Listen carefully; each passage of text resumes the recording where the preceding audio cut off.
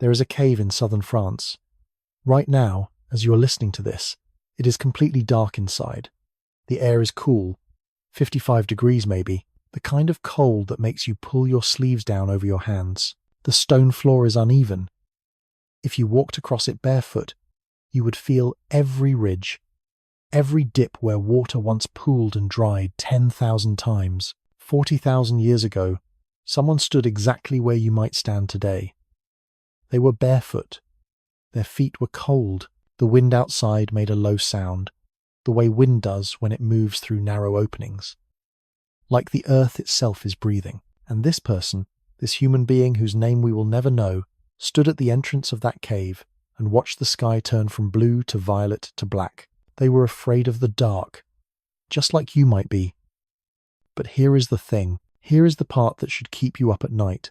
Except I am going to make sure it does the opposite. That person, standing in that cave, cold and afraid, and absolutely alone in a way we can barely imagine anymore.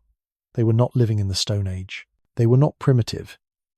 They were not some early draft of a human being. They were exactly as intelligent as you are. Same brain, same capacity for love, for fear, for boredom, for wonder. If you could somehow bring a baby from 40,000 years ago into today and raise them in Brooklyn or Beijing or Buenos Aires, they would grow up completely normal. They would use smartphones. They would have anxieties about their career. They would get into arguments about nothing on the internet. But that person in the cave did not have history. They had no books, no written language at all, no movies, no photographs, no recordings. Everything they knew because someone told them. And before that, someone told someone else. And if that chain ever broke, that knowledge was gone forever. So here is the question. And it is a question so big that I am not sure we have ever really faced it honestly.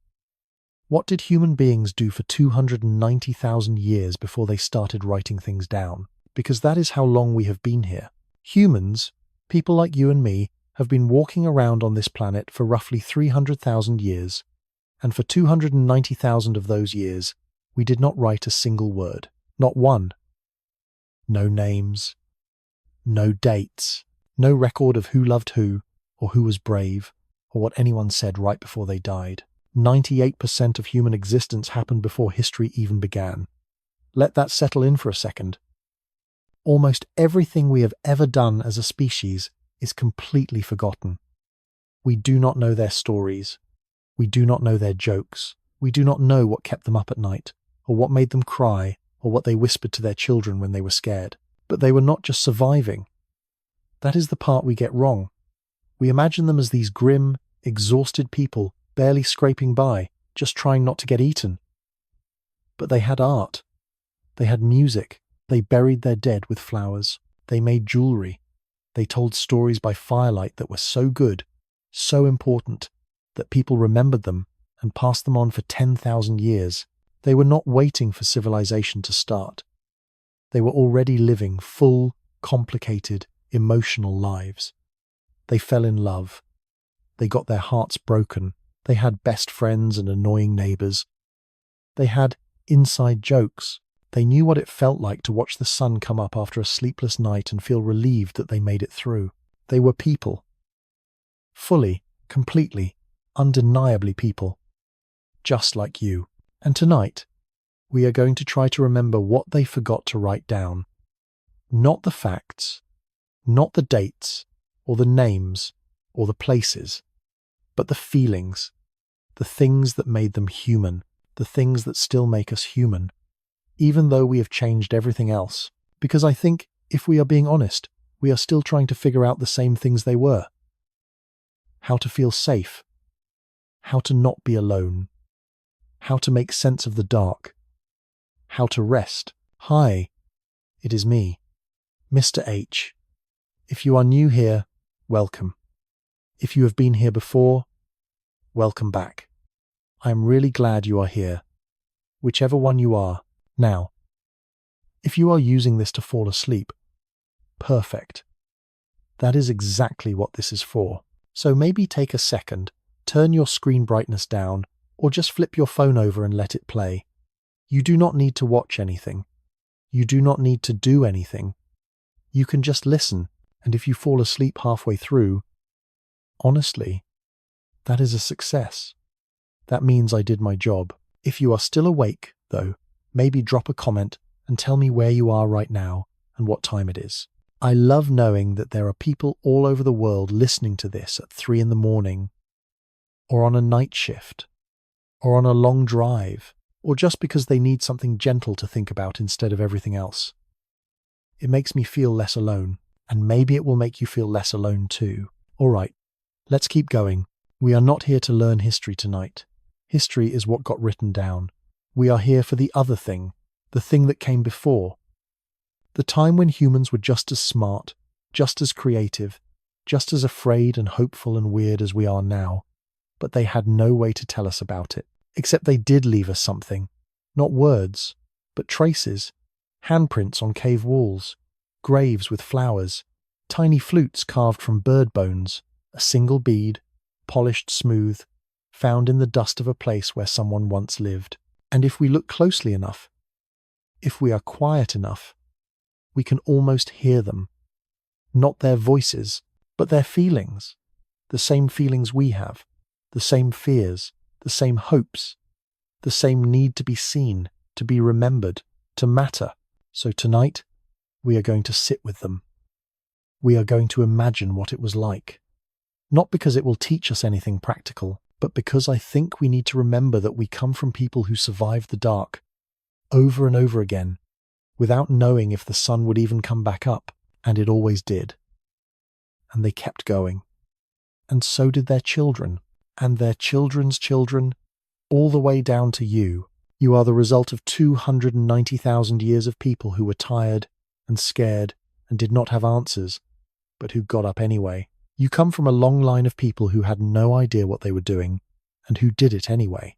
And maybe, just maybe, that means you can rest now, because you have already done enough. You have already carried it far enough. You are allowed to put it down just for tonight, and close your eyes.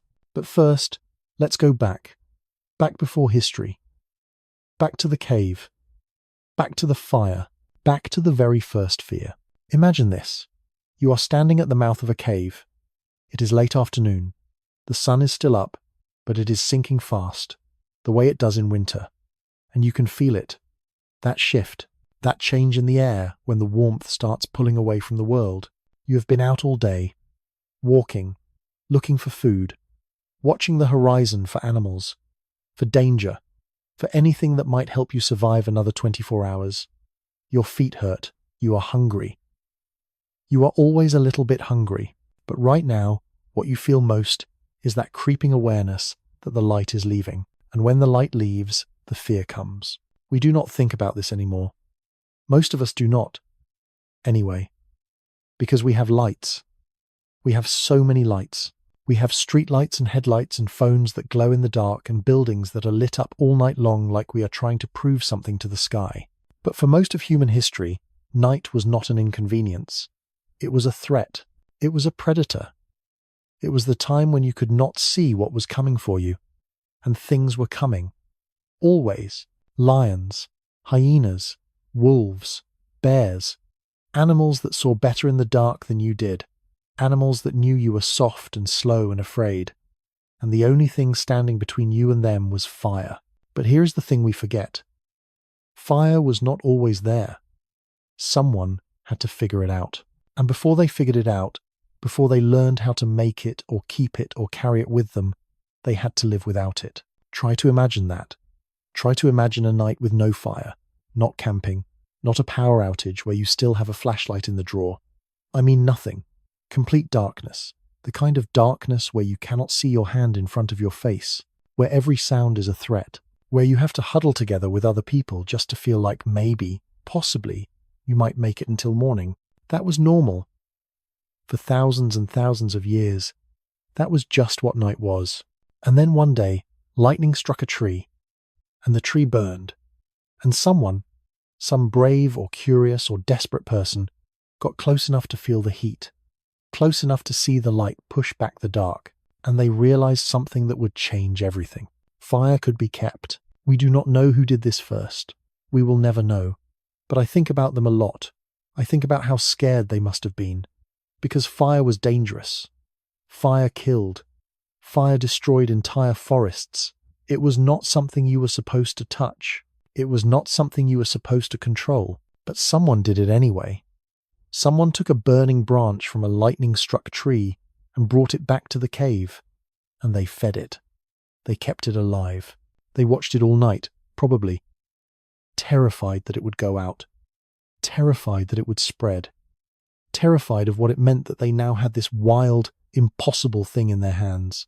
And when the sun came up, they must have looked at each other, exhausted, covered in ash, and thought, we have to do that again tonight. Because once you have felt what it is like to sit in the light, once you have felt the heat on your skin and seen the darkness pull back just a little bit, you cannot go back. You cannot unknow safety. You cannot unfeel warmth. So they did it again, and again, and again, for generations, passing the flame from one fire to another, never letting it go out, because if it went out, they would have to wait for lightning again. And lightning does not care if you are cold. Lightning does not care if you are afraid. This went on for hundreds of thousands of years. Humans keeping fire, guarding it, worshipping it, probably. Because fire was not just useful. It was magic. It was the only thing that could turn night into day. The only thing that could make the animals stay back. The only thing that made you feel like maybe you were not completely helpless. But they still could not make it. Not from nothing. They could only keep it. They were dependent on nature, on luck, on the sky deciding to give them another chance. And then, sometime around 1 million years ago, maybe a little less, someone figured out how to make fire. From scratch. With their own hands. We do not know exactly how it happened. Maybe someone was sharpening a tool and noticed the sparks. Maybe someone was rubbing sticks together to smooth them and felt the heat. But however it happened. And once one person knew, they taught another. And that person taught another. And the knowledge spread like fire itself. And everything changed. Because now, night was not something you had to survive. It was something you could control. You could push it back. You could make a circle of light and warmth and safety. And you could sit inside it.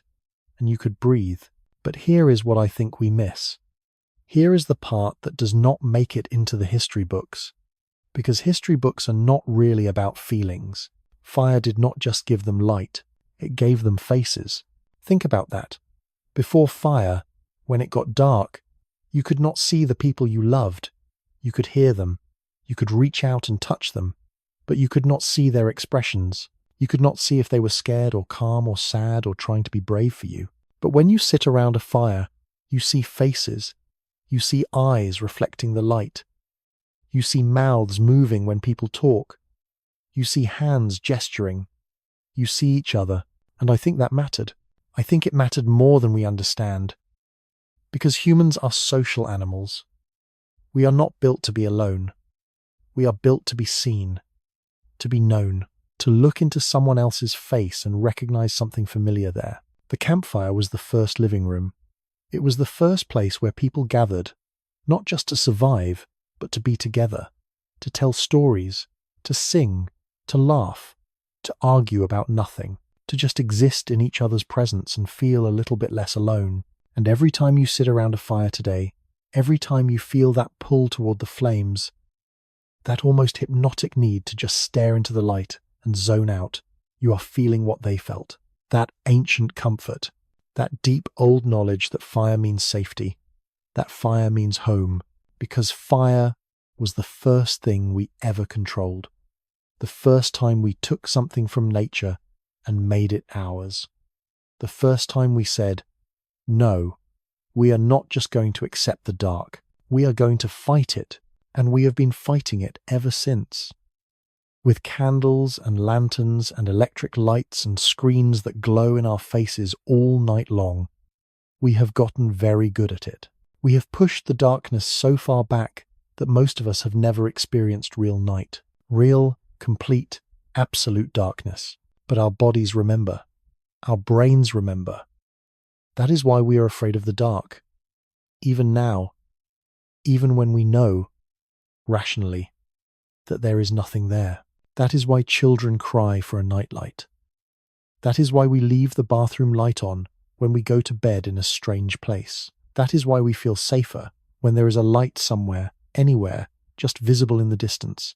We are still those people in the cave. We are still afraid of what we cannot see. We are still looking for fire. And maybe that is okay. Maybe it is not something we need to grow out of or get over. Maybe it is just part of being human, part of remembering where we came from, part of honoring the people who sat up all night, feeding the flames, keeping watch, making sure the light did not go out. They were tired. Just like you are tired. They did not always know if they were doing it right. Just like you do not always know. But they kept going. They kept the fire burning, and because they did, you are here. So tonight, if you are lying in the dark and you feel that old fear creeping in, just remember, you come from people who were afraid of the dark, and they survived it anyway. They sat together. They kept the fire going. They made it through the night, and so will you. There is a grave in Italy. It was found in 2007. Inside, 2 skeletons are lying face to face. Their arms are wrapped around each other. They have been holding each other for 6,000 years. Archaeologists call them the lovers of Valdaro. But nobody knows who they were. Nobody knows their names. Nobody knows if they were married, or just in love, or maybe just friends who died at the same time, and someone who cared about them decided they should not be separated. But someone made a choice. Someone dug a grave big enough for 2. Someone laid them down together. Someone positioned their arms so they would be embracing for eternity. And then someone covered them with earth and walked away and probably cried. That is love. Not the feeling, the action, the decision to say, these 2 people belong together in life, so they will stay together in death. And it makes you wonder, when did that start? When did humans start loving one person enough to choose them over everyone else? Enough to stay with them? Enough to bury them holding hands? Because that is not obvious. That is not automatic. Most animals do not do that. Most animals mate and move on. They do not build lives together. They do not have anniversaries. They do not wake up next to the same creature every single day for 40 years and still reach for their hand in the dark. But humans do, or at least we can. We have the capacity for it. And somewhere, a long time ago, we started actually doing it. The question is why? From a survival perspective, it does not make much sense. If you are just trying to pass on your genes, the smart move is to have children with as many partners as possible. Spread it around, increase your odds. That is what a lot of animals do. But humans went a different direction. Not all of us, not all the time, but enough of us, often enough, that pair bonding became a thing. Monogamy, or something like it, became common. And that is weird. That is evolutionarily strange. But it happened. And I think the reason it happened is because being human is really, really hard. You are not fast. You are not strong. You do not have claws or fangs or venom or armor. You are soft and slow and vulnerable. And worst of all, your babies are completely useless for years. A baby deer can walk an hour after it is born. A baby human cannot even hold its own head up. It takes a decade before they can even kind of take care of themselves. And during that entire decade, someone has to feed them and protect them and teach them everything, or they will die. That is too much for one person. It is almost too much for 2.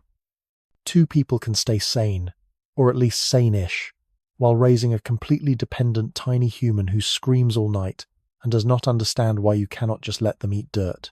So maybe love, romantic love, pair bonding, whatever you want to call it, maybe it started as a survival strategy. 2 people teaming up against the world, not because they had to, but because it worked, because it made life a little less impossible. But then something else happened, something that goes beyond strategy, beyond survival. They started to care. There is evidence of this. Not in graves, although graves help, but in bones, in injuries that healed, in people who survived things they absolutely should not have survived, which means someone took care of them. There is a Neanderthal skeleton from about 50,000 years ago. He had a withered arm, a useless arm, from birth, probably. He never would have been able to hunt, never would have been able to defend himself. By all logic, he should have died as a child, but he did not. He lived to be about 40, which was old for a Neanderthal. Someone fed him. Someone protected him. For decades. Not because he was useful, but because he was theirs. That is not strategy. That is love. And once you start seeing it, you see it everywhere. People with healed fractures that would have left them immobile for months. People with infections that required constant care. Old people, too old to contribute, who were kept alive anyway because the group did not want to lose them. We have been taking care of each other for a very, very long time. Because somewhere along the way, we stopped seeing each other as just bodies, just tools for survival, and started seeing each other as people, as irreplaceable, as worth saving, and that changes everything. Because once you see someone that way, once you decide that this specific person matters more than logic or efficiency or your own self-interest, you are stuck, or something close enough to it that the difference does not matter, and it is terrifying. Because now you have something to lose. Now you can be hurt in a way that has nothing to do with your body. Now you can lie awake at night worrying about someone else. Now you can feel lonely even when you are surrounded by people, just because the one person you want is not there. That is the cost. That is what we signed up for when we started pair bonding. When we started choosing one person and building a life around them, we opened ourselves up to a kind of pain that other animals do not have to deal with. But we also opened ourselves up to something else, to being known, to having someone who remembers how you like your food. Who knows what you sound like when you cry? Who can tell when you are pretending to be fine and when you actually are fine? Who stays anyway? That is what those two skeletons in Italy had. Maybe. We do not know for sure. But someone thought they did. Someone looked at them and saw love and decided it was worth preserving. And that happens over and over in the archaeological record. Not always, but often enough that it means something. Often enough that it tells us people were making choices. They were deciding that some relationships mattered more than others, that some people were worth holding on to, even after death. We do not know when it started. We do not know who the first couple was. We do not know what their first fight was about, or how they made up, or if they ever doubted whether they made the right choice. But I like to think about them sometimes. The first two people who woke up next to each other every day and decided to keep doing it. Who figured out how to split the work and share the food, and stay patient with each other when everything was hard and there was no book to tell them how to do it. They probably did not call it love. They probably did not have a word for it at all. But they felt it. That pull. That need to be close to one specific person. That willingness to tie your survival to someone else's and hope it works out. And it must have been so scary. Because you are choosing to need someone. You are choosing to make yourself vulnerable. You are giving another person the power to destroy you just by leaving, just by dying, just by not feeling the same way you do. But they did it anyway, over and over and over, for thousands of years, choosing each other, building families, raising children who would grow up and do the same thing, creating this long, tangled chain of people who loved each other enough to stay. And that chain leads to you. Somewhere in your past, two people met. And something happened between them. Something chemical, something emotional, something inexplicable. And they decided to build a life together. And it was probably messy and hard and not always romantic, but they did it. You are the result of thousands of years of people choosing each other. People staying, people loving imperfectly but persistently. People who were tired and scared and did not know what they were doing but who kept showing up anyway. And maybe you are doing that right now. Maybe you are loving someone and it is hard and you are not sure if you are doing it right. Or maybe you are alone and you are wondering if you will ever find that. If you will ever be someone's person, and I cannot tell you what will happen. I do not know.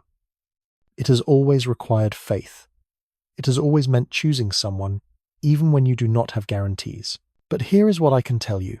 For 6,000 years, Two people have been holding each other in the ground in Italy. And nobody remembers their names. Nobody knows their story, but everyone who sees them understands exactly what they are looking at. Because love is the most universal thing we do. It is the thing that connects you to every human who has ever lived.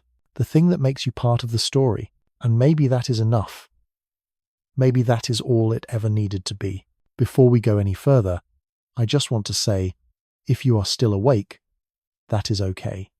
And if you are drifting off, that is okay too. That is what this is for. But if you are listening, maybe leave a comment. Just tell me, what do you think they talked about? Before there were words for love, before there were promises or vows, what do you think two people said to each other in the firelight? Or honestly, just let me know you are here. That helps. It really does. All right. There is a cave in France called Chauvet. If you ever get the chance to go, you should. Although you probably will not. They do not let people in anymore. Too many visitors. Too much breath. Too much humidity. But on those walls, there are paintings, horses, lions, rhinoceroses, bison, drawn in charcoal and ochre, red and black, with a skill that is almost unbelievable. The lines are confident. The proportions are perfect. The animals look like they are moving, like they are about to walk right off the stone and into the room with you. They are 32,000 years old. 32,000 years. That is before agriculture, before pottery, before permanent houses or cities or governments, or any of the things we think of as civilization. And yet someone went into that dark cave, deep underground, with nothing but a flickering torch, and made art. Not tools, not weapons, not something useful. Art. Beauty for the sake of beauty. And that should tell you something about who we are, about who we have always been, because they did not need to do that. They needed to hunt. They needed to gather food. They needed to stay warm and stay safe and make sure their children survived. They were busy. They were always busy. Survival is a full-time job when you do not have grocery stores. But they did it anyway. They took time, precious time, time they could have spent doing literally anything else, and they went into a cave and painted horses. Why? Nobody knows for sure. Archaeologists have theories. Maybe it was religious. Maybe it was hunting magic. Maybe they thought that painting the animal would give them power over it, make the hunt more successful. Maybe it was a ritual. Maybe it was educational, teaching young people what the animals looked like, how they moved. Maybe. But also, maybe not. Because here is the thing. If you look at those paintings, really look at them, they do not look like instructions. They do not look like diagrams. They look like art. They look like someone was trying to capture something true about the way a horse stands, the way its weight shifts, the way the light hits its shoulder. They look like someone cared, not about the utility of the image, but about the image itself. And that matters, because it means we have been doing this for a very, very long time. Making things that serve no purpose except to be beautiful, to be seen, to say, I was here, I saw this, and I thought it was worth remembering. There are handprints too. All over the world, in caves on every continent, you find them. Human hands pressed against the wall, pigment blown around them, leaving a negative image, a shadow of a hand that has been gone for 20,000 years. And every time I think about those handprints, I feel something I do not really have words for, because that is not utility. That is not magic or religion or education.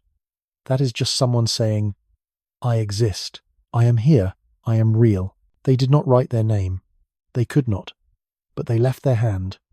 And now, 30,000 years later, you can go to that cave and put your hand over theirs, and it will fit. Because hands have not changed. We have not changed. Not in the ways that matter. We are still the same people who needed to say, I was here. And that breaks my heart a little bit. Because we did forget them. We forgot all of them. We do not know their names. We do not know what they loved, or what scared them, or what they dreamed about. We do not know if they were happy, but we know they made art, and that tells us something. It tells us they had time to think, time to feel, time to look at the world and see something worth capturing. It tells us they were not just surviving, they were living. They were paying attention. They were trying to make sense of beauty, of movement, of light and shadow and form. They were trying to understand the same things we are still trying to understand. What is beauty? Why does it matter? Why do we care about things that do not keep us alive? Because we do care. We have always cared. Give a human being food and shelter and safety, and the first thing they will do, the very first thing, is make something, decorate something, arrange something in a way that pleases them. We cannot help it. It is built into us. This need to create, this need to take the chaos of the world and impose some kind of order on it, some kind of meaning, even when it does not make sense, even when it is inefficient, even when we should be doing something more practical. We make art anyway. There is a flute, a bone flute, made from the wing bone of a vulture. It is 40,000 years old. Someone carved holes in it, specific holes, carefully placed, so that when you blow across it, it makes notes. 40,000 years ago, someone sat down and thought, I want to make sound, not just any sound, but intentional sound, organized sound, beautiful sound, and they did. And someone else heard it. And maybe it made them feel something. Maybe it made them sad or happy or calm or excited. Maybe it reminded them of something. Maybe it just made them feel less alone. We will never know what that music sounded like.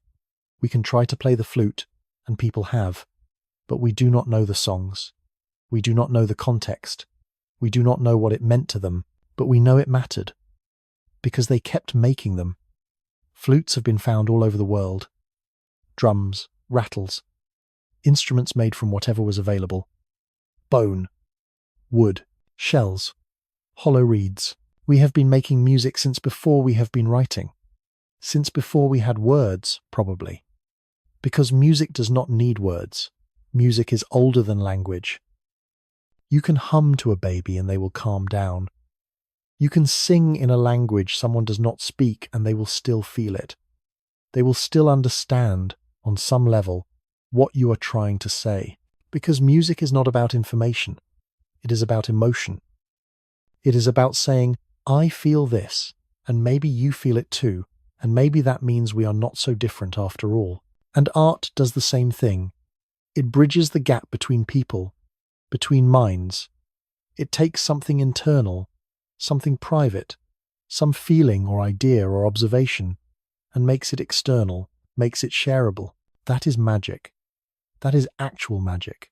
The ability to take something that exists only in your head and put it out into the world where other people can experience it too. And we have been doing it for tens of thousands of years.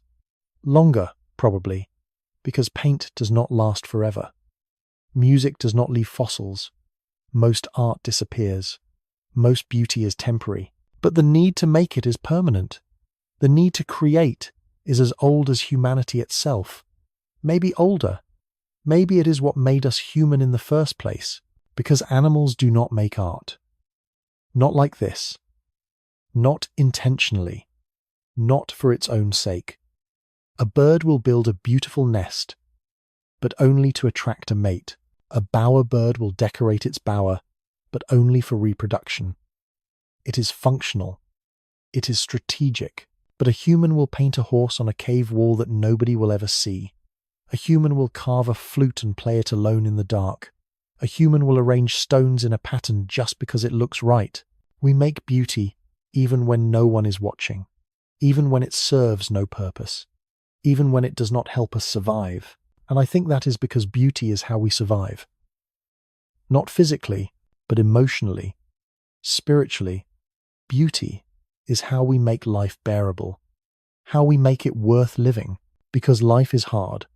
It has always been hard. It was hard 30,000 years ago, and it is hard now. Different hard, maybe, but still hard, still full of pain and fear and loss and uncertainty. And art does not fix that. It does not make the pain go away, but it makes it mean something. It takes suffering and turns it into something you can look at, something you can hold, something that says, yes, this is terrible, but look, I made something from it anyway. That is what those cave painters were doing. That is what every artist has ever been doing, taking the rawness of existence and shaping it into something that has form, that has structure, that has beauty. And when you see it, when you stand in front of a painting or listen to a song or read a poem, you are not just experiencing art. You are experiencing another person's attempt to make sense of the world. You are seeing through their eyes for a moment. You are feeling what they felt. And that connects you, not just to them, but to everyone who has ever done the same thing. Everyone who has ever tried to capture something true, something real, something beautiful. You are part of that lineage, that chain of people who looked at the world and thought, this matters. Even if no one ever sees it, even if it disappears, even if the cave collapses or the paint fades or the song is forgotten, it was still worth making. Because for a moment, it existed. And that is enough. That has always been enough. So if you have ever made anything, if you have ever drawn or written or sung or built something just because you wanted to, just because it felt right, you are doing what humans have always done. You are making beauty in a world that does not require it.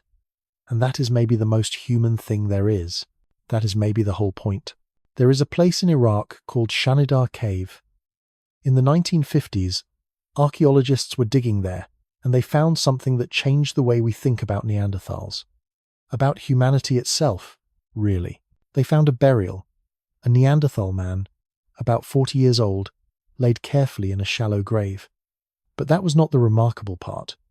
The remarkable part was the pollen. When they analyzed the soil around the skeleton, they found clusters of pollen, specific flowers, yarrow, cornflower, hollyhock, grape hyacinth, all flowers that bloom at the same time, in late spring or early summer, all flowers that had been laid on his body before he was covered with earth.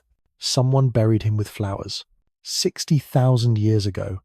60,000 years. And someone stood over a grave and thought, this is not enough. The body is not enough.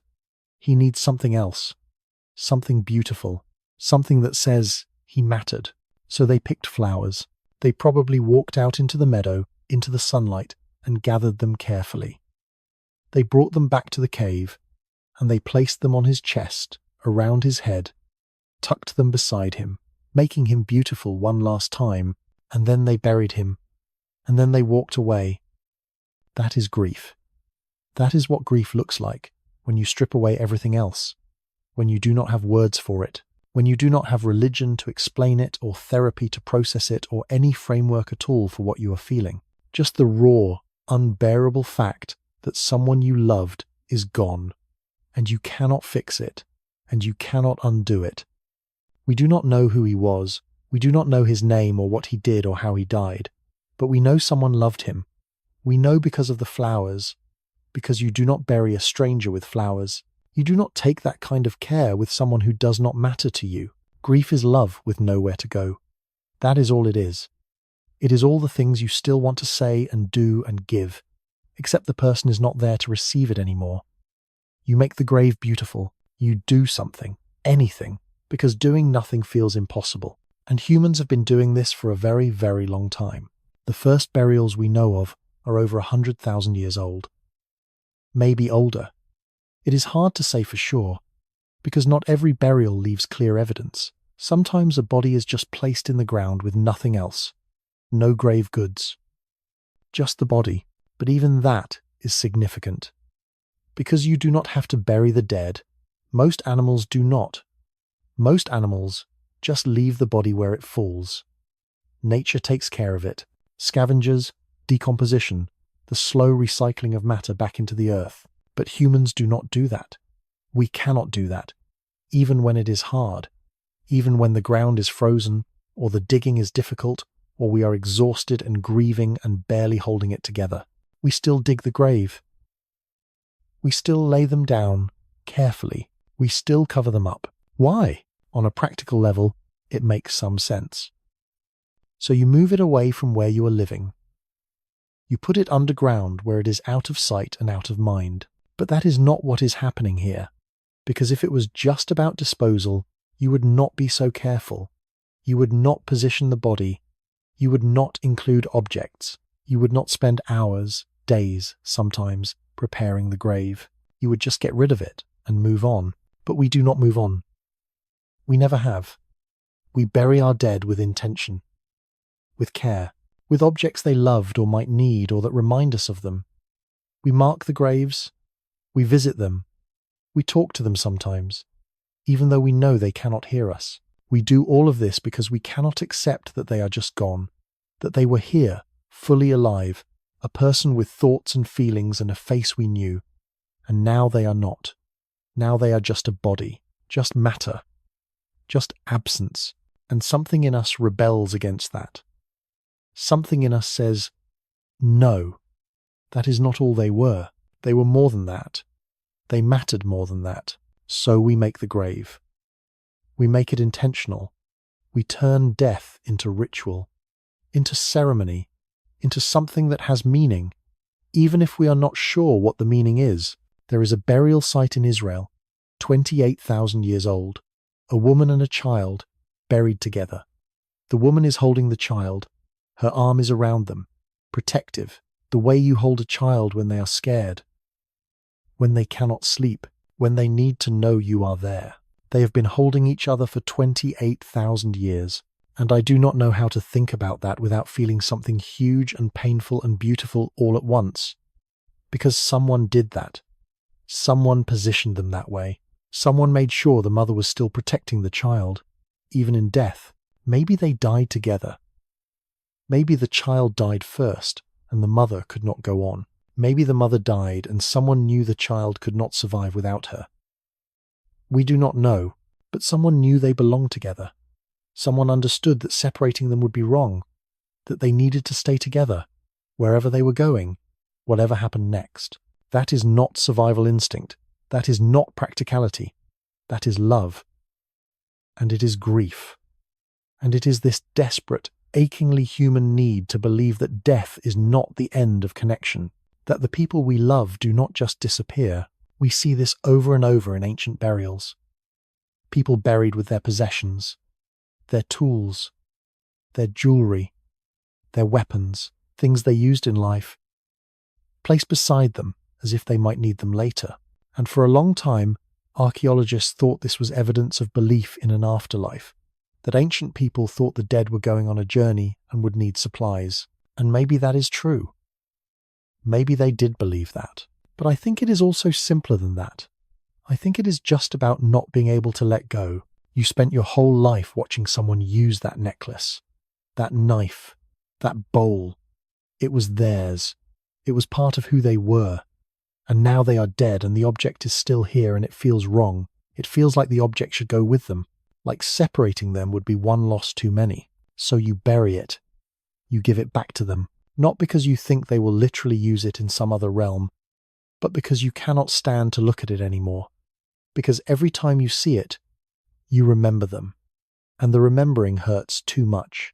Grief makes us do irrational things. It always has. It makes us talk to people who are not there. It makes us keep their clothes in the closet long after we know they are never coming back. It makes us hold on to objects that have no value, except that they were touched by someone we loved. And I think that is okay. I think that is human. I think that is what we have always done. For 60,000 years at least, and probably longer, we have always been bad at accepting death. We have always fought against it, even when the fight was pointless, even when all we could do was pick flowers. There is something unbearably sad about that. But there is also something beautiful, because it means we love that deeply. It means we are capable of caring about someone so much that losing them breaks something in us, changes us permanently. You do not grieve strangers. You do not bury people you did not care about, with flowers and treasures and careful positioning. You do that for people who mattered, people who left a hole in the world when they left it.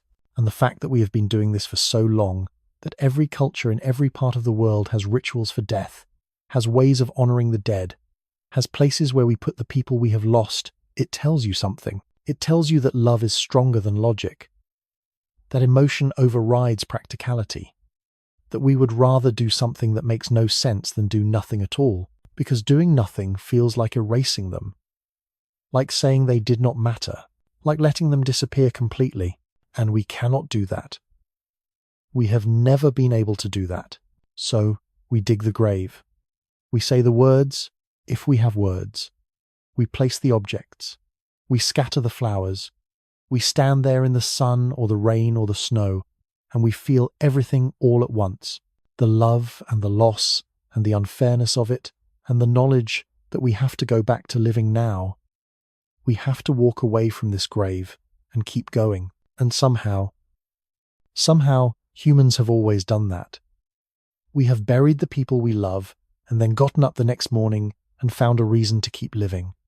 Not because the grief goes away, but because we carry it with us. We make space for it. We let it change us. And maybe that is what those flowers were really about.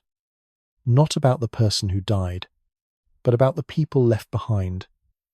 About needing to do something gentle in the middle of something horrible. About needing to make something beautiful in the presence of death.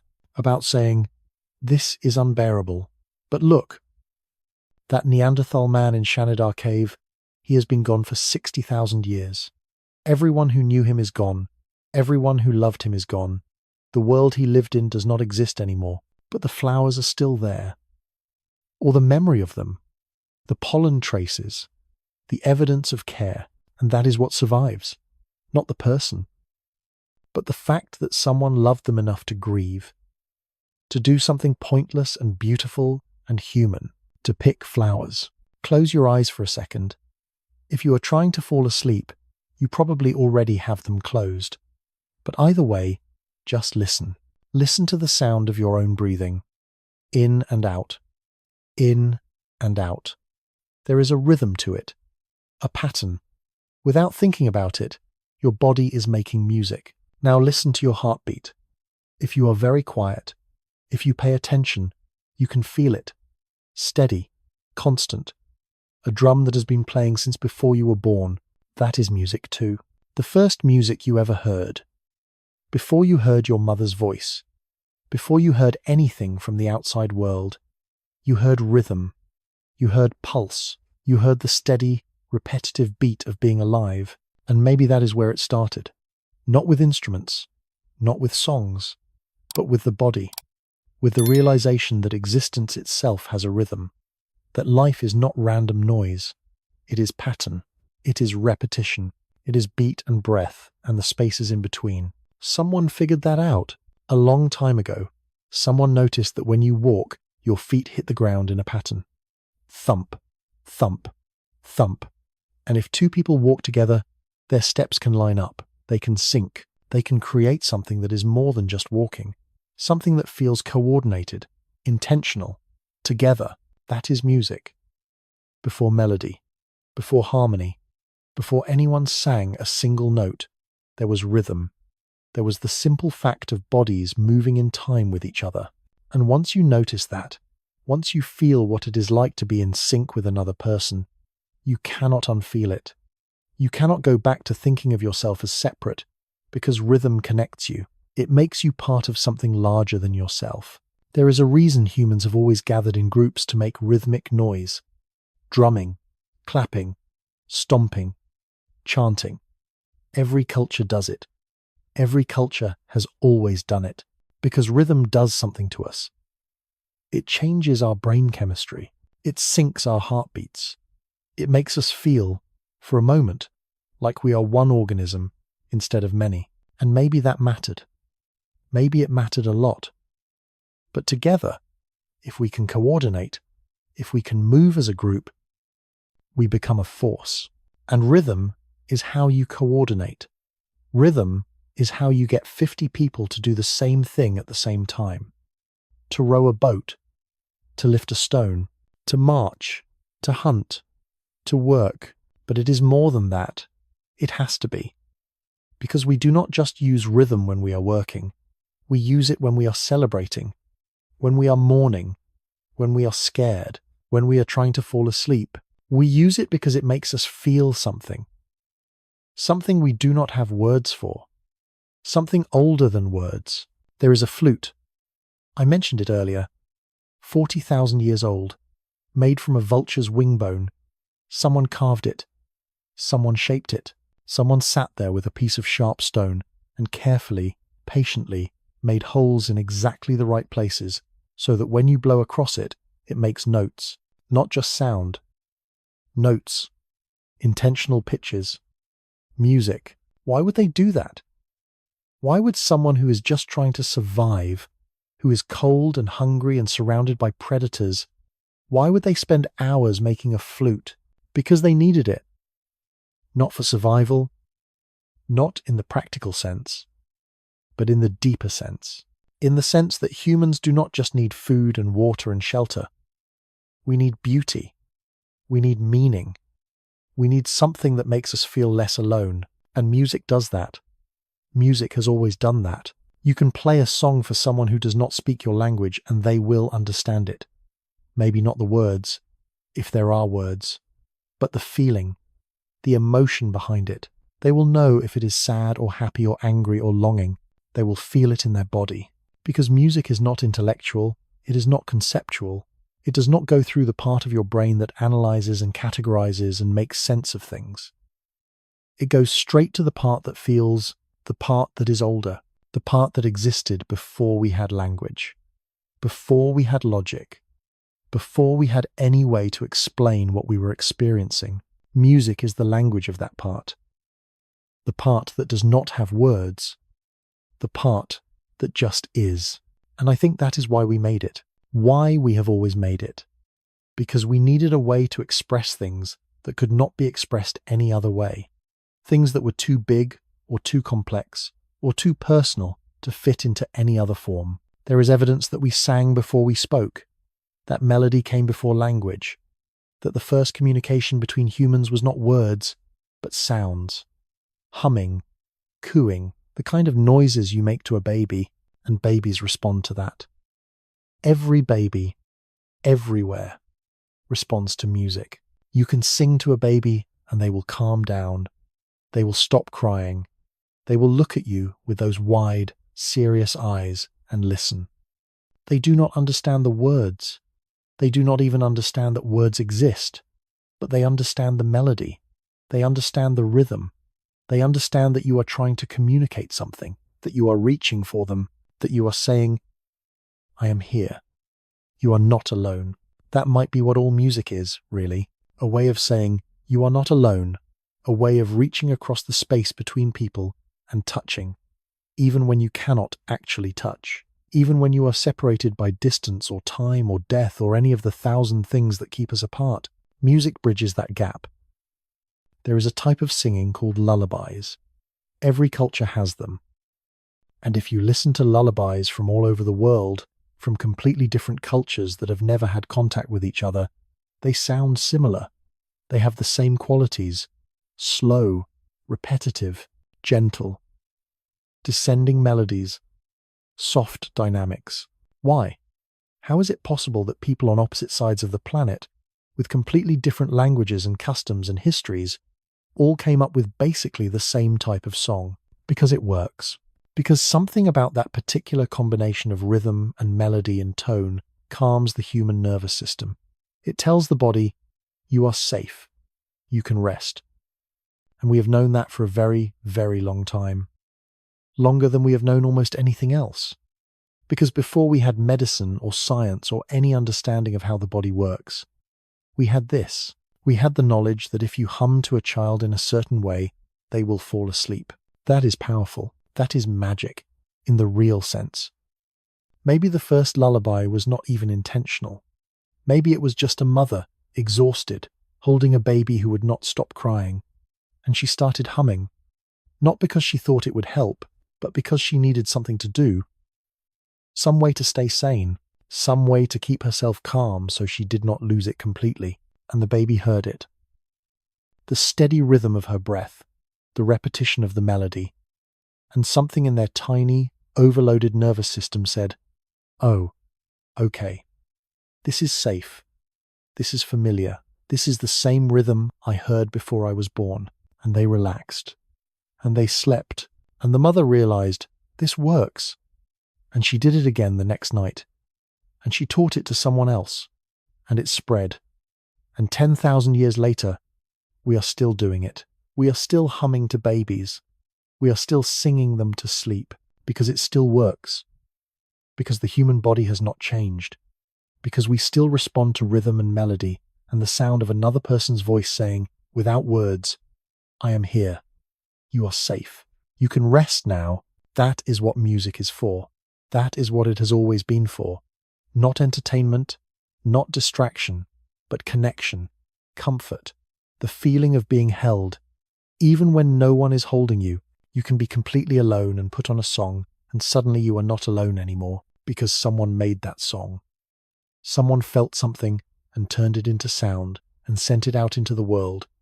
And now it has found you. And for 3 minutes or 4 minutes or however long the song lasts, you are connected to them. You are not alone. That is why people listen to music when they are sad. Not because it makes them happy, but because it makes them feel understood. Because someone else has felt this too.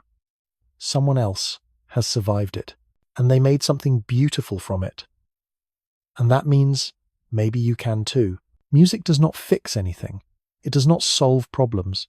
It does not bring back the people you have lost or undo the things that hurt you. But it makes you feel less crazy for feeling the way you feel. It validates you. It says, yes, this is real. This is hard. You are not imagining it. And sometimes that is enough.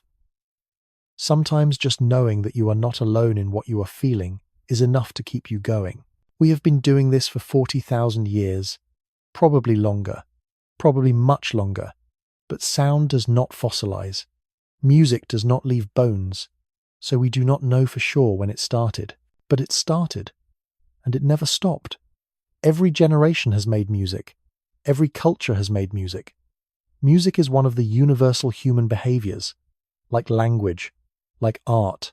Like grief. We cannot not do it. It is built into us. To organize the chaos of emotion into something that has structure.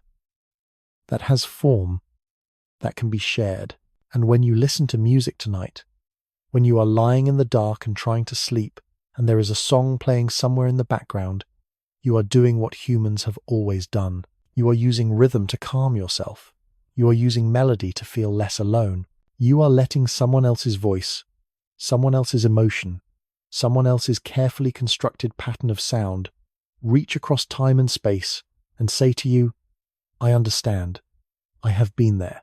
You are going to be okay. And maybe you will believe it. Maybe just for tonight, just for now, you will let the music hold you. You will let it do what it has always done, what it was always meant to do. You will let it carry you gently, softly, quietly into sleep. There is a story that the Aboriginal people of Australia tell. It is about a time when the sea level was lower, when you could walk to places that are now islands, when the coastline was different, when the land stretched farther out into what is now ocean. And here is the thing. That story is true.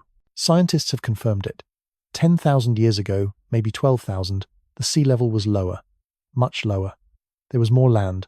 The coast was exactly where the story says it was, which means that story, that specific story, has been passed down verbally from person to person, generation to generation, for 10,000 years.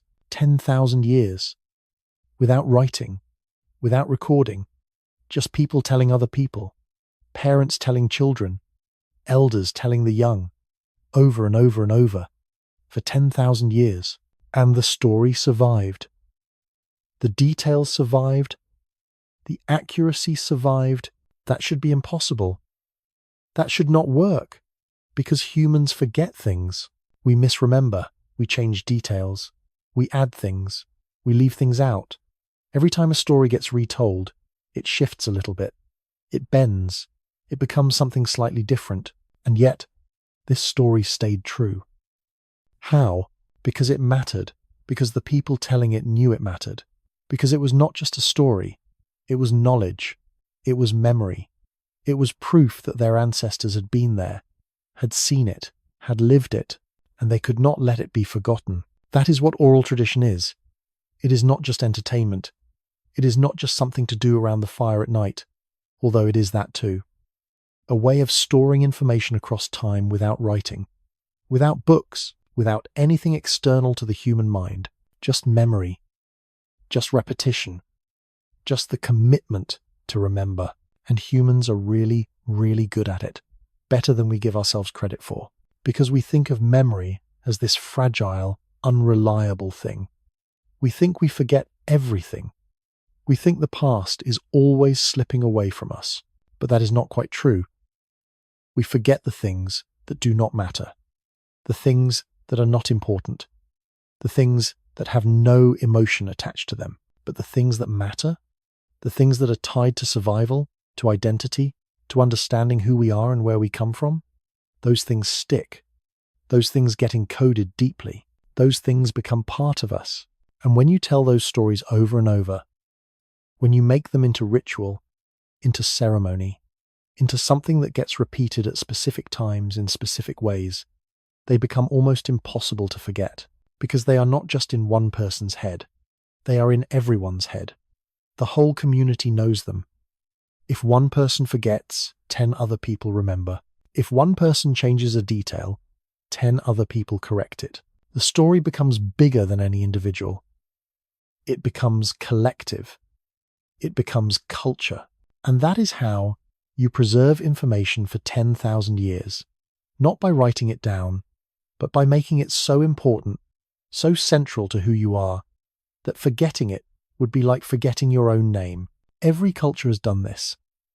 Every culture has oral traditions, stories about where they came from, stories about great floods or great droughts or great migrations. And for a long time, we thought those stories were just myths, just fiction, just primitive explanations for things people did not understand.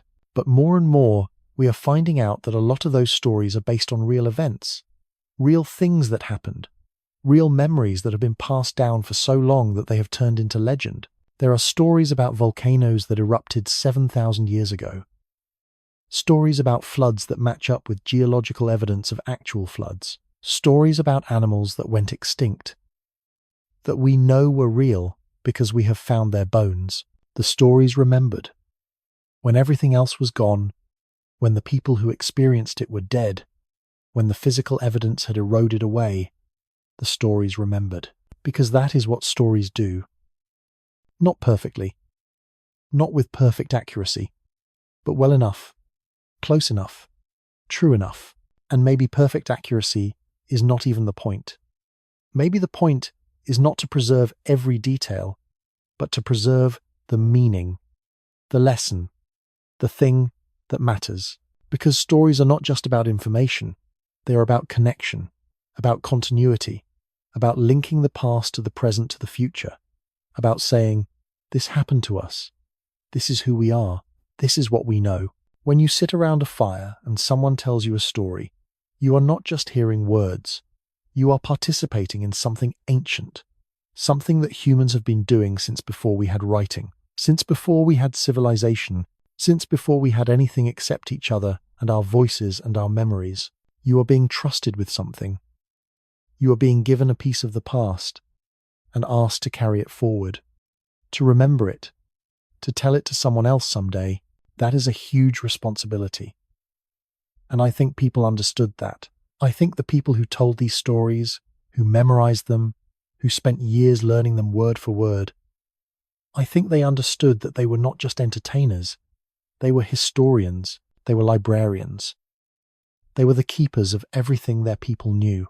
If they forgot, if they failed, that knowledge was gone forever. So they did not forget. They trained their memories. They practiced.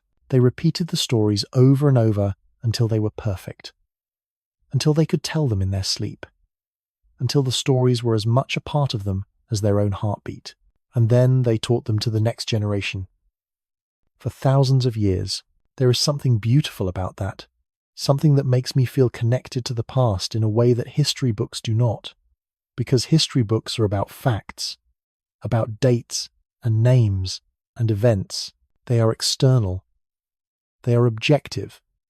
They are written by people who were not there. But stories are different.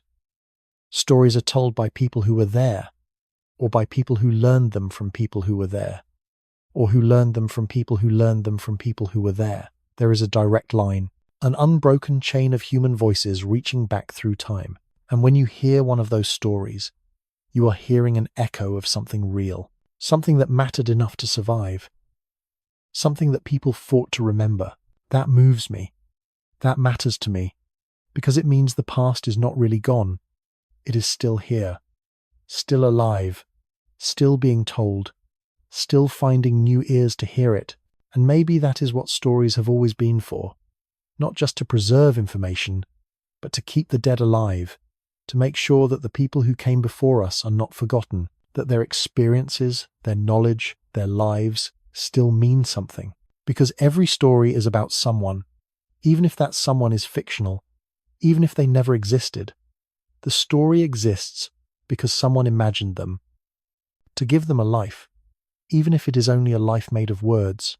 And when you tell that story, you keep them alive a little bit longer. There is a reason every culture tells stories about their ancestors, about the people who came before, about the founders and the heroes, and the wise elders who knew things that have been forgotten. It is because we need to believe that the people who came before us mattered, that their lives were not wasted, that they learned things worth learning, that they struggled for something, that we are the result of their efforts, their sacrifices, their choices. We need to believe that we are connected to them, that we are part of something larger than ourselves, something that started long before we were born and will continue long after we are gone. And stories are how we do that. Stories are the thread that connects us, the chain that links generation to generation, the proof that we are not alone in time, that we are part of a long, continuous line of human beings trying to figure out how to live. Every bedtime story you have ever heard is an echo of this. Every fairy tale, every myth. This need to pass something down, to teach something, to connect the past to the present. And the stories we tell children, the ones about monsters and magic and heroes who overcome impossible odds, those are not just entertainment. They are training. They are preparation. They are ways of teaching children about the world without traumatizing them with the real thing. You tell a child a story about a wolf, and they learn to be careful in the forest. You tell them a story about a clever rabbit who outsmarts a fox, and they learn that you do not have to be the strongest to survive. You just have to be smart. You tell them a story about someone who was scared but did the brave thing anyway, and they learn that courage is not the absence of fear. It is doing what needs to be done even when you are afraid. Those lessons are old. They are ancient. They have been passed down for so long that we do not even remember where they came from. But they are still here, still being told, still teaching, because they work. Because stories work. They have always worked. You can tell someone a fact and they might remember it, or they might not. But tell them a story and they will remember it forever, because stories stick. Stories have characters and emotions and tension and resolution. Stories have a shape, a structure, something the brain can hold on to, and that is not an accident. That is evolution. That is the human brain adapting to the need to preserve information across generations. We got good at stories because we had to, because stories were how we survived. The people who could remember the stories, who could tell them well, who could pass them on accurately, those people were valuable. Those people were respected. Those people were the ones everyone listened to when things got hard and no one knew what to do, because they knew the stories. They knew what had worked before, what had failed before, what the ancestors had tried, what they had learned. They were the living library, the walking encyclopedia, the human hard drive, and they still are, even now. Even in a world with books and computers and the internet, we still tell stories. We still gather around and share them. We still pass them down, because there is something stories give us that facts cannot. There is something about hearing a human voice tell you something, about sitting close to someone and listening to them weave words into meaning, that makes you remember. That makes you feel like you are part of something. And maybe that is the real reason we tell stories. Not to preserve information, not to teach lessons, but to remind ourselves that we are not alone, that other people have lived through this, that the things we are feeling, the things we are struggling with, they are not new. They are old. They are human. They are universal. And if other people survived them, maybe we can too. That is what the elders were really saying when they told stories by the fire. They were saying, I know it is hard. I know you are scared. I know you do not know what to do. But listen, let me tell you about someone else who did not know what to do. Let me tell you how they figured it out. Let me tell you that you are not the first person to face this, and you will not be the last. And somehow, that helps. Somehow, just knowing that makes it easier to keep going. So tonight, if you are lying awake, if you are worried about something, if you feel like you are the only person who has ever felt this lost, remember, you are not. You are part of a story that has been going on for thousands of years. A story about people who were tired and scared and confused and who kept going anyway. And that story is not over. It is still being told. And right now, in this moment, you are part of it. You are continuing it. Think about where you are right now. The room you are in. The bed you are lying on. The walls around you. You probably do not think about it very much. It is just there. Just background. Just the place where you happen to be. But that space, that specific arrangement of walls and ceiling and floor, it is doing something for you right now. Something important. Something so fundamental that you only notice it when it is gone. It is making you feel safe. Not perfectly safe. Not completely safe. Because nowhere is completely safe. But safe enough. Safe enough to close your eyes. Safe enough to let your guard down. Safe enough to sleep. And that is not nothing. That is actually everything. Because for most of human history, safe places were rare. They were precious. They were something you had to find or make or fight for. And once you had one, you held on to it. You protected it. You made it yours. Caves were the first shelters. Natural shelters. Places that already existed. You did not have to build them. You just had to find them. And then you had to make sure nothing else was living there. No bears. No lions. No other humans who got there first. And then, if you were lucky, if the cave was empty and dry and not too deep and not too shallow, you could stay. But here is the thing. Caves are just holes in rock. They are cold. They are dark. They are empty. They do not become homes by themselves. Someone has to make them into homes. Someone has to bring in the soft things, the furs, the grass bedding, the fire. Someone has to arrange the space, decide where people sleep, where the fire goes, where you put the tools. Someone has to turn a cave into a place that feels like it belongs to you, and they did. We have evidence of this. Caves that were clearly organized, clearly lived in, areas for sleeping separate from areas for working, fire pits in specific locations, walls decorated with ochre, handprints, drawings. They were not just surviving in these caves, they were living. They were making them theirs, because humans need that. We have always needed that. This sense that there is a place in the world that belongs to us. A corner, a spot, a space that is ours, not just functionally, not just because it keeps the rain off, but emotionally, psychologically. We need to feel like we have a place where we can be ourselves, where we can let our guard down, where we do not have to perform or pretend or stay alert, a place where we can finally rest. That is what shelter really is. It is not just protection from the elements. It is protection from the world, from the constant vigilance, from the exhausting work of staying alive. When you are inside your shelter, you can stop. You can breathe.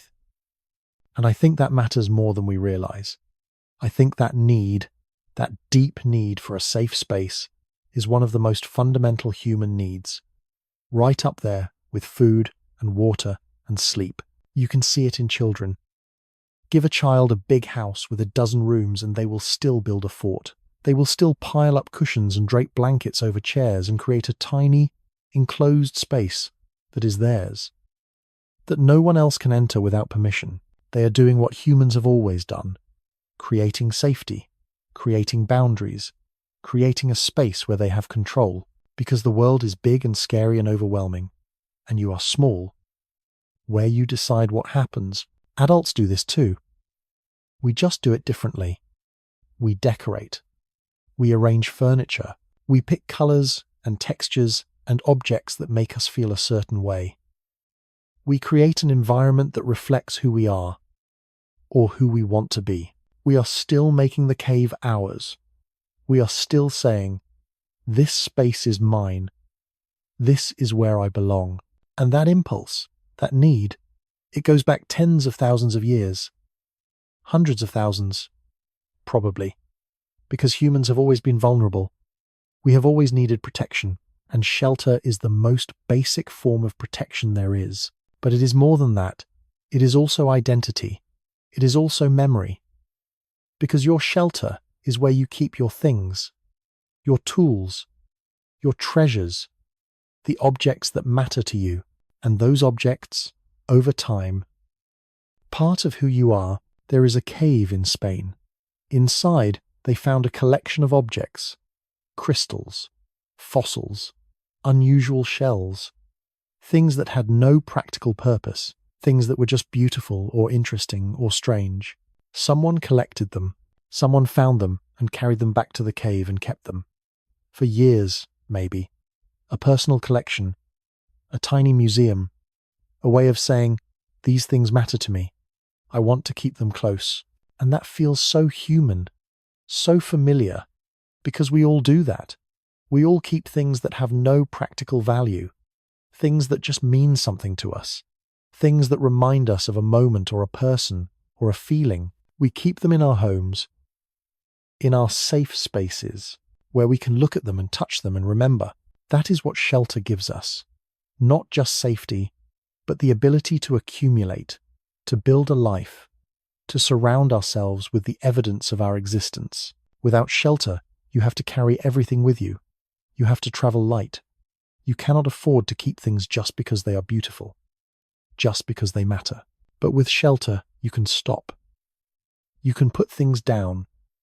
You can say, this is where I will be. This is where my things will be. This is the center of my world.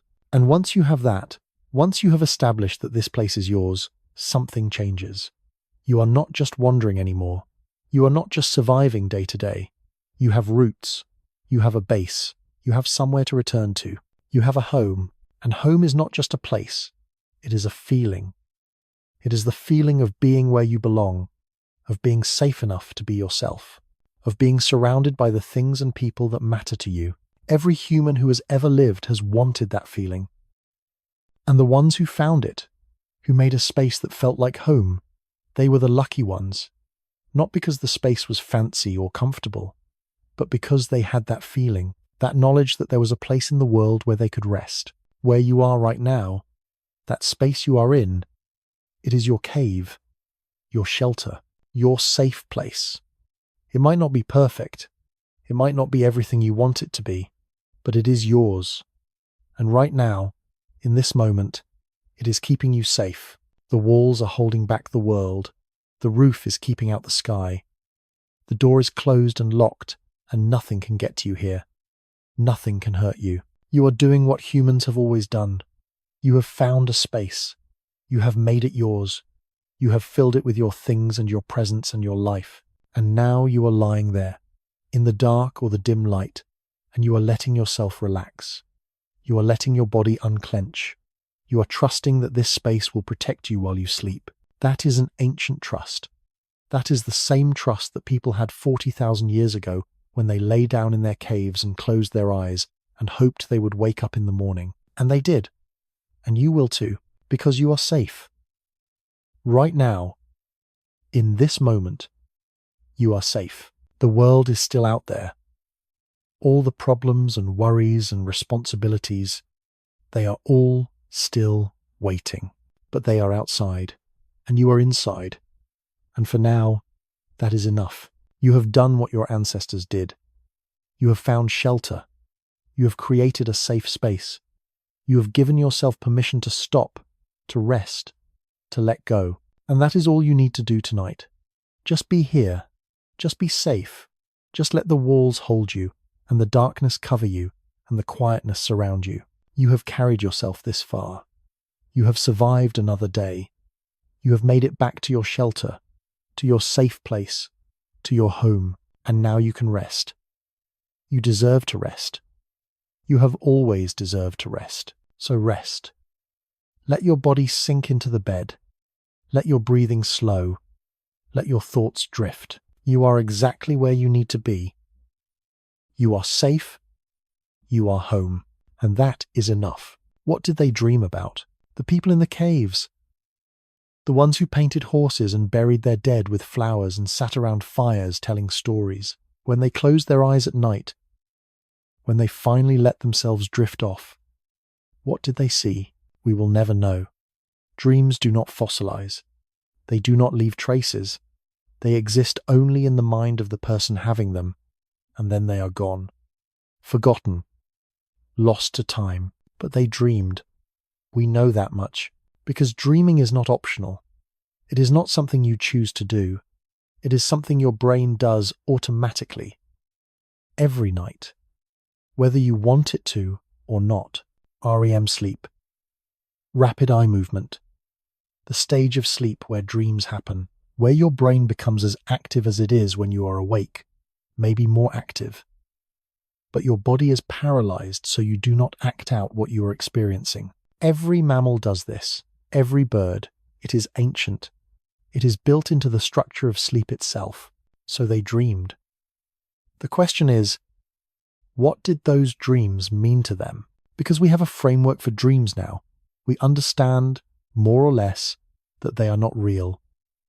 That they are just your brain processing information, consolidating memories, working through emotions. We know that if you dream about falling, it does not mean you are going to fall. It just means your brain is doing something with the sensation of falling, but they did not know that. They had no science, no psychology, no explanation for why. When you close your eyes, you suddenly find yourself somewhere else entirely, doing things you did not do, seeing people who are not there, living a life that is not your life. It must have been confusing, terrifying sometimes, because in dreams, the rules do not apply. The dead come back. Animals talk. You can fly or breathe underwater or find yourself in places that do not exist. And when you wake up, it takes a moment to remember what is real, to separate the dream from the world. Imagine experiencing that without any context, without any understanding of what just happened to you. You might think it was real. You might think you actually went somewhere, that you traveled to another realm, that you spoke to spirits or ancestors or gods, and maybe that is what they thought. From the experience of closing your eyes and going somewhere else, somewhere impossible.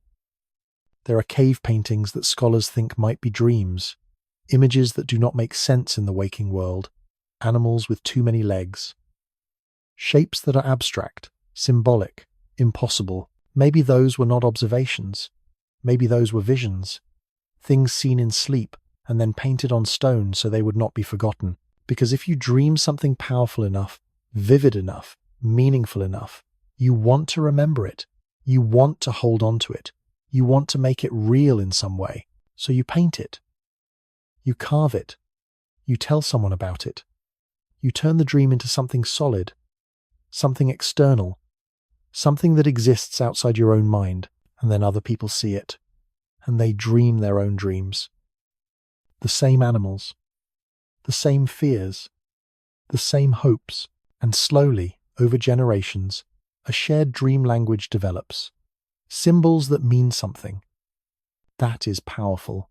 That is a way of communicating things that cannot be said in daylight. Things that are too strange or too sacred or too personal. Dreams let you access a part of yourself that you do not have access to when you are awake. The part that does not make sense. The part that feels instead of thinks. And maybe they understood that. Maybe they knew that dreams were important, that they meant something, even if they did not know what. So they paid attention. They remembered them. They talked about them.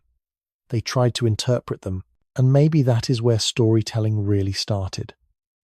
Not with history, not with facts, but with dreams, with the need to describe something that happened to you that did not actually happen, something that felt real but was not real. How do you do that? How do you explain that you saw your dead father last night, but you know your dead father is not alive? You tell a story. You say, I had a vision. I traveled to the spirit world. My father came to me, and everyone listening understands. Because they have had dreams too. They know what it is like to experience something impossible, to feel the presence of someone who is gone, to go somewhere that does not exist. Dreams taught us how to think symbolically, how to hold two contradictory things in our mind at once, how to accept that something can be true and not true at the same time. That is a very human skill, a very advanced skill, and we have been practicing it for as long as we have been sleeping, which is to say, forever. Sleep is older than humanity, older than mammals, older than anything we would recognize as conscious. Sleep is one of the most ancient biological processes there is, and yet we still do not fully understand it. We do not know exactly why we need it. We know what happens when we do not get it. We break down. We hallucinate. We die, eventually. But why? Why did evolution make us spend a third of our lives unconscious and vulnerable? It must be important. It must be doing something critical. Something so critical that it is worth the risk of being completely defenseless for 8 hours a day. And part of what it is doing is dreaming, processing, sorting, taking all the chaos of the day and organizing it into something manageable. Or maybe not sense. Maybe just something that can be stored. Something that can be remembered. Because memory is strange. Memory is not a recording. It is not a video you can play back. It is a reconstruction. Every time you remember something, you are building it again from pieces. And those pieces are not always accurate. They shift. They blend with other memories. They change based on how you feel now, not how you felt then. Dreams are part of that process. They take your memories and mix them with emotions and fears and hopes and randomness. And sometimes what comes out is useful, an insight, a solution, a connection you did not see before. And sometimes what comes out is just weird, just your brain throwing things together to see what happens. But either way, you wake up different than you were before, changed in small ways. Your memories reorganized, your emotions processed, your brain reset, ready to start again. That is what sleep is. That is what dreaming is. It is maintenance.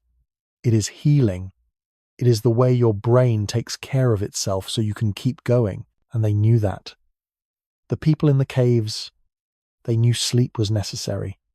They knew rest was sacred. They made space for it. They protected it. They did not have alarm clocks or schedules or obligations that demanded they wake up at a certain time. They slept when they were tired. They woke when they were rested. They listened to their bodies. They trusted the process. And maybe we should too.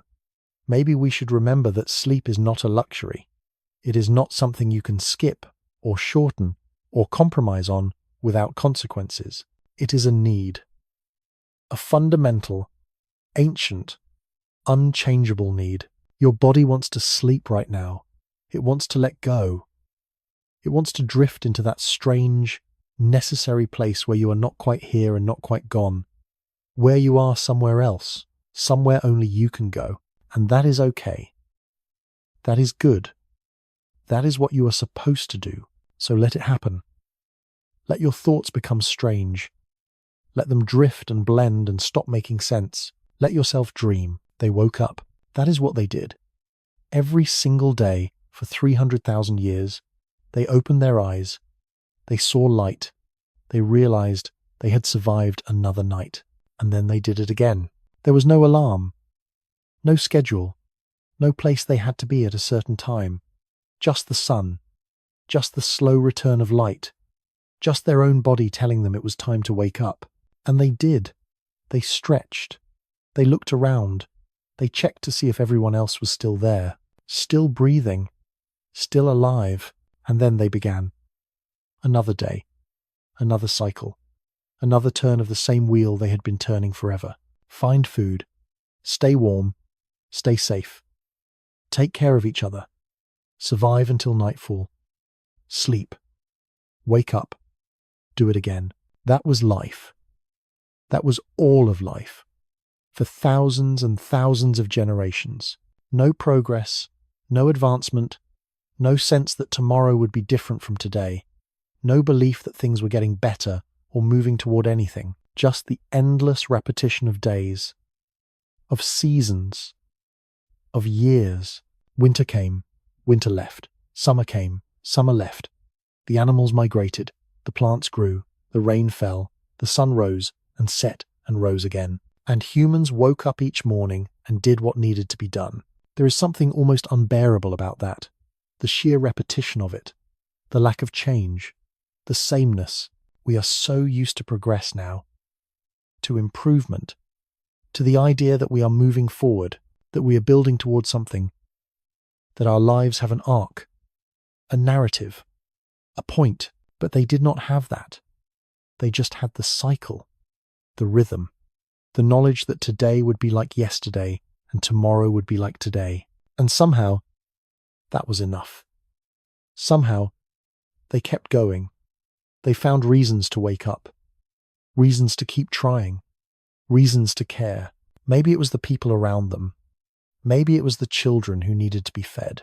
Maybe it was just the stubborn animal will to survive. Or maybe it was something else. Something we have lost.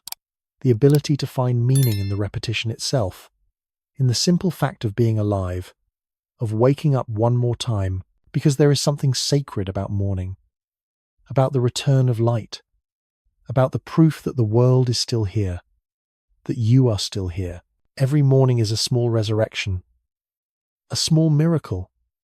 You were gone. You were unconscious. You were as close to death as you can be without dying, and then you came back. That happened to them. That happens to you every single day. And maybe if you did not have everything else, all the noise and distraction and complication of modern life, maybe you would notice it more. Maybe you would feel it. The quiet wonder of waking up, they must have felt it. They must have had that moment every morning of realizing they made it. They survived the night. The darkness did not take them, and maybe that was enough.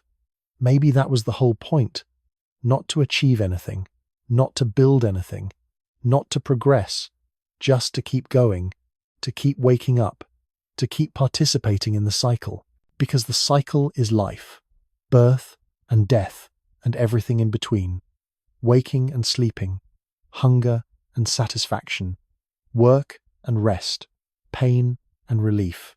It repeats. It always repeats. And you are part of it. You always have been. Your ancestors woke up 200,000 years ago and faced another day. And their ancestors did the same. And theirs. And theirs. All the way back to the very first humans who ever opened their eyes and saw the sun. They all had mornings. They all had that moment of transition from sleep to waking, from dark to light, from rest to movement. And now you have it. The same moment, the same transition, the same choice to get up, to keep going, to do it one more time. And that is not nothing. That is actually everything. Because without that choice, without that willingness to keep participating, the whole thing falls apart. The cycle breaks, the chain ends, but it does not end. It has not ended, because every morning someone wakes up, someone chooses to keep going, someone says, okay, one more day. You have done that. You have done that hundreds of times, thousands of times, every morning of your life, and you will do it again tomorrow, and the day after that, and the day after that. Not because you have to, not because there is some grand purpose or meaning, but because that is what living is. That is what it means to be human, to wake up and keep going, even when you do not know why, even when it does not seem to matter, because it does matter. Your life matters. Your mornings matter. The fact that you are still here, still waking up, still trying, it matters. Maybe not in a big, obvious way. Maybe not in a way that will be remembered or recorded or celebrated, but in the small, quiet way that all life matters, in the way that every sunrise matters, every breath. You are continuing something ancient, something unbroken, a chain of mornings that stretches back to the beginning of humanity and forward to the end. And tomorrow, you will wake up. The light will return, and you will be part of that chain again. One more morning, one more day, one more turn of the wheel, and that is enough. It has always been enough. So here we are, back in your time, back in your room, back in the present, which is really all we ever have. Those people we have been thinking about tonight, the ones who painted caves and buried their dead with flowers and sat around fires and told stories and dreamed dreams they could not explain, they are gone. All of them. Every single one. Their names are gone. Their faces are gone. Their voices are gone. Everything they worried about. Everything they hoped for. Everything they thought was so important. It is all forgotten. But you know about them now. You know they were there. You know they lived entire lives. You know they loved and feared and wondered. You know they were human, just like you, and that matters. That connects you to them across all that time, across all that distance. You are part of the same story, the same long, unbroken line of people trying to figure out how to live. They were tired too. They did not always know what they were doing. They were scared sometimes. They felt alone sometimes. They lay awake at night wondering if they were enough, if they mattered, if anyone would remember them. And here is the thing. We do not remember them. Not individually. Not their names or their stories or anything specific about who they were. But we remember what they did. We remember that they made art, that they made music, that they cared for each other, that they kept going even when it was hard, that they found ways to survive, and not just survive, but live. Really live. And because they did that, you are here. You exist because they kept going, because they woke up one more time, because they chose to stay, because they believed, on some level, that tomorrow might be worth seeing. And they were right, because tomorrow led to the next day, and that day led to the next. And eventually, thousands of years later, it led to you. You are the answer to their hope. And maybe that is all any of us can ever be. You have been carrying a lot, I think. Whatever brought you here tonight, whatever made you look for something gentle and quiet and slow, you have been carrying it. And it is heavy. I know it is heavy, but you do not have to carry it right now. Not tonight. Not while you are lying here in the dark. You can put it down. Just for a little while. Just until morning.